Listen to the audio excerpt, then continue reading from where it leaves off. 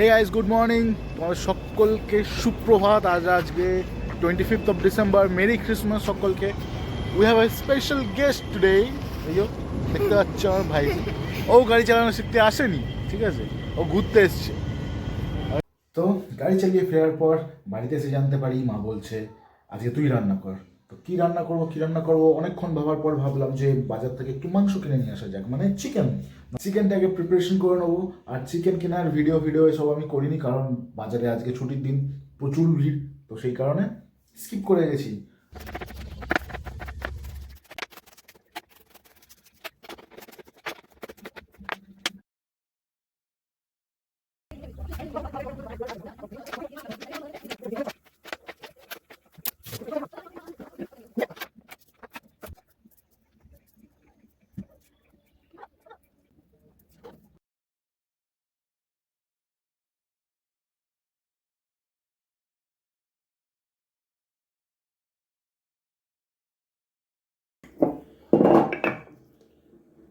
তো এই হচ্ছে আমার মশলাপাতি। এখানে আছে গোটা মশলা সব, লবঙ্গ, এলাচ, দারচিনি, চিনি, একটা শুকনো লঙ্কা, একটা তেজপাতা। এখানে হচ্ছে পুরো মশলাটার একটা ঘোল বানিয়ে রেখেছি আমি। এখানে লঙ্কা গুঁড়ো, ধনে গুঁড়ো, জিরে গুঁড়ো, হলুদ গুঁড়ো, চিকেন মশলা, একটুখানি গোলমরিচ, আর একটুখানি হচ্ছে তোমার কী বলে গরম মশলার গুঁড়ো। আর এটা হচ্ছে একদম পুরো নুন, এর বাইরে কোনো এক্সট্রা করে নুন যাবে না, এটাই যা যাওয়ার যাবে। আর এখানে হচ্ছে অলরেডি কাটা আলু, পেঁয়াজ, টমেটো আর ক্যাপসিকাম, আর এখানে আছে আদা, রসুন আর কাঁচা লঙ্কার পেস্ট। এর থেকে বাইরে কিছু আর যাবে না। এবার চলো কড়াই তেল দিয়ে গরম করা যাক।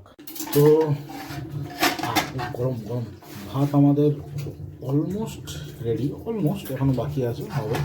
ও ঢাকনা দিয়ে দাও, কোনো চাপ নেই। তো কড়াই তেল দিয়ে দিয়েছিলাম খানিকক্ষণ আগে, তো তেল পুরোপুরি প্রায় গরম। এর মধ্যে আমি ছেড়ে দেবো এবারে আলুগুলোকে।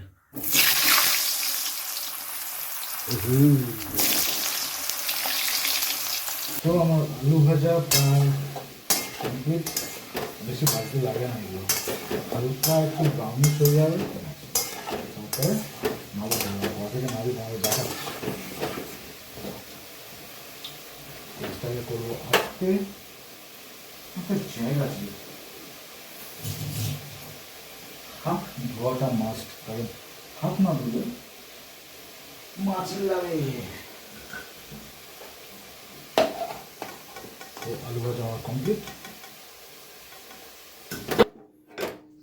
এইটা হচ্ছে আলু ভাজার কালার হবে, ব্যাস আলু ভাজা ডান। এরপরে যেটা করবো সেটা হচ্ছে, তেল আছে আমার গরম, এই গরম তেলের মধ্যে গ্যাসটাকে হালকা করে কমিয়ে দিয়েছিলাম।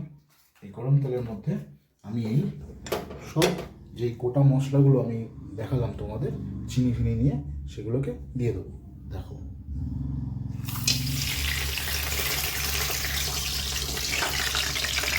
চিনিটাকে একটু লাল হতে দেবো, লাল হওয়ার পরেই পেঁয়াজ দিয়ে দেবো।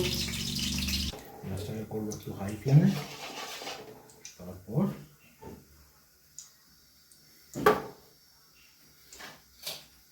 কেটে রাখা পেঁয়াজগুলো চলে যাবে কড়াই, ভাজা হবে। আর এই জিনিস কি জানো, পেঁয়াজ যত একটু বেশি দেওয়া যাবে তত গ্রেভিটা বেশ একটু গাঢ় টাইপের হয়, খুব ভালো টেস্ট আসে। আমার তো বেশ ভালো, ওটা আমার পার্সোনাল ফেভারিট। তোমাদের ভালো হয় কিনা আমি জানি না, আর যদি কখনো পারো তো ট্রাই করে দেখো। তো চিনি আমার লাল হয়ে গেছে,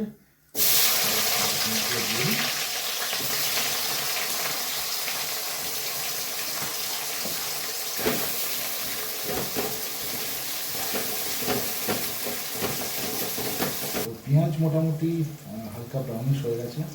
আমি এর মধ্যে দিয়ে দেবো টমেটো আর ক্যাপসিকাম।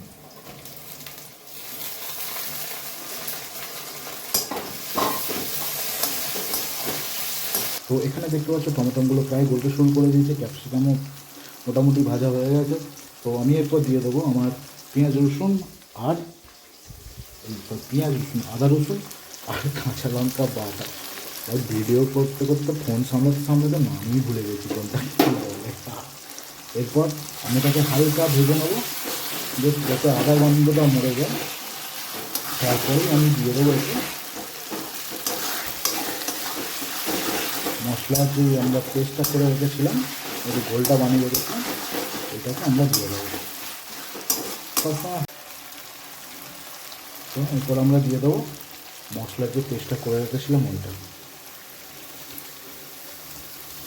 এটা আমরা ফেলবো না, এতে হালকা একটু জল দিয়ে মশলাটা একটু যখন হবে তখন আবার তার মধ্যে দিয়ে দেবো। যখন একটু তেল ছাড়ার আগে যখন একটু শুকিয়ে শুকিয়ে মতন আসবে তখন ওতে আবার মশলাটার মধ্যে জল দিয়ে আমরা এই এক্সট্রা মশলাটাকে দিয়ে দেবো। কালার দেবো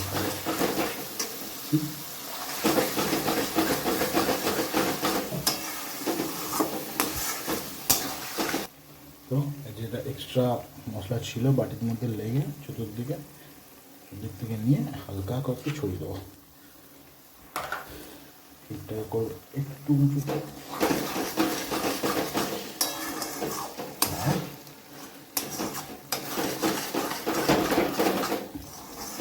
আমার সব থেকে ভালো গন্ধ লাগে এই টাইমটায়, মশলার যেই গন্ধটা ওঠে। একটু হালকা ফ্লেমটাকে বাড়াবো।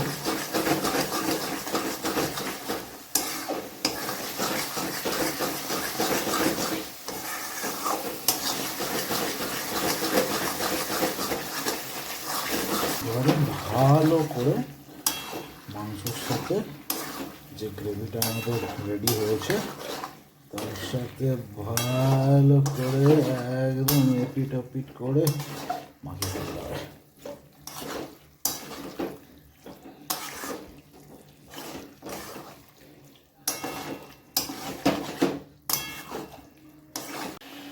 তো এরকম অবস্থায় আমি দিয়ে দেবো আমাদের মাপ করে রাখা নুনটা দিয়ে দিলাম। এবার ভালো করে পুরো মাংসের গায়ে যাতে নুনটা লেগে যায়। রান্না করতে গেলে একটু ঘাম তো ছড়াতেই হবে। গরমও লাগছে, এটা শীতকাল, আজকে নাকি 25 ডিসেম্বর, চিন্তা বড় খাই। তো এবার কষা একদম কমপ্লিট। এর মধ্যেই আমি দিয়ে দেবো আলুগুলোকে ভালো করে মাখিয়ে নিয়ে তারপর জল দিয়ে দেবো। আলুগুলো দেওয়ার পর চাপা দিয়েছি, খানিকক্ষণের জন্য আমি ফুটতে দেবো 30-40 সেকেন্ড, তারপরে ঢাকনা খুলে এর মধ্যে জল দেবো। তো এরপর আমরা দিয়ে দেবো এর মধ্যে পরিমাণ মতন জল, যাতে মাংসটা আলুগুলো সেদ্ধ হওয়ার পরেও একটু টাইপ কষা টাইপ ভাবটা থাকে, সেরকম বুঝে আমাদের জলটা দিতে হবে। জলটা দেওয়ার পর জলটার সাথে যেন সব কিছু গুলে যায় সেইটা একটু দেখতে হবে, যে ভালো করে কড়ার ধারগুলো চিঁচে পুড়ে যাবে এগুলো। একবার এরকম নাড়িয়ে নিয়ে আমি দিয়ে দেবো ঢাকনা, তারপর ফুটতে ছেড়ে দেবো। আমার মাংস অলমোস্ট রেডি। দেখো আলুগুলো একদম ভালো করে সেদ্ধ হয়ে গেছে, হালকা করে খুঁটি চললে কেটে যাচ্ছে দেখলে। এরপর সব কিছু রেডি। এবার আমি দিয়ে দেবো ধনে পাতাটা, কারণ এর আগে যদি আমি ধনে পাতা দিই তাহলে পুরো গোলে পাক হয়ে যাবে, ধনে পাতা কিছু খুঁজেই পাওয়া যাবে না। এবার ধনে পাতাগুলোকে হাত দিয়ে জাস্ট ছেড়ে দিয়ে ধনে পাতা খুঁজে পাওয়া যাবে না, হালকা হালকা যদি থাকে সবুজ সবুজ দেখতে পাওয়া যাবে। এটাই আমি হাত দিয়ে কেটে কেটে লাগিয়ে দিই, গোড়াগুলো বাদ দেওয়া থাকে নর্মাল। এবার কিচ্ছু না, হালকা নাড়িয়ে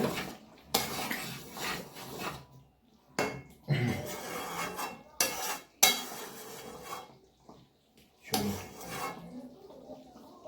আমার মাংস একদম রেডি। গ্যাস করি অফ, ঢাকনা দিয়ে ঢাকা। এবার যা সমস্ত নোংরা করেছি সেগুলোকে এক জায়গায় করার পালা। তো এবার আমি বসে পড়লাম খেতে। এই হচ্ছে আমার থালি, আর ওই জন্য বাবা খাচ্ছে। বাবা কেমন হয়েছে একটু বলে দাও। ভালো হয়েছে। আবার বলা আর ঘড়ির ঘন্টা একসাথে পড়ে গেছে, মানে ভালোই হয়েছে। তো প্রথম বাইকটা একটু নিয়েই যাক, দেখি কেমন হয়েছে। গরম গরম। ভাত খাবি না? বিনি কেমন হয়েছে বিনি? খাইনি এখনো, খেয়ে বলছি এটা একটু গরম তো। আচ্ছা, বলবে কিন্তু। কাইটা কিন্তু আমার খুব ভালো লাগে, কাইটা আমার হেভি লাগে। মাংসটা কেমন হয়েছে বলতে? মাংসটা আরো ভালো লেগেছে। আই লাভ ইট। তারপর সন্ধে হতেই বেরিয়ে পড়েছিলাম আমার প্রিয় বন্ধু দেবলিন ও তার বিলাভেড ওয়াইফ রিয়ার সাথে আমাদের হাওড়া ক্রিসমাস কার্নিভাল, যেটা শিবাই সঙ্গের পাশেই হচ্ছে।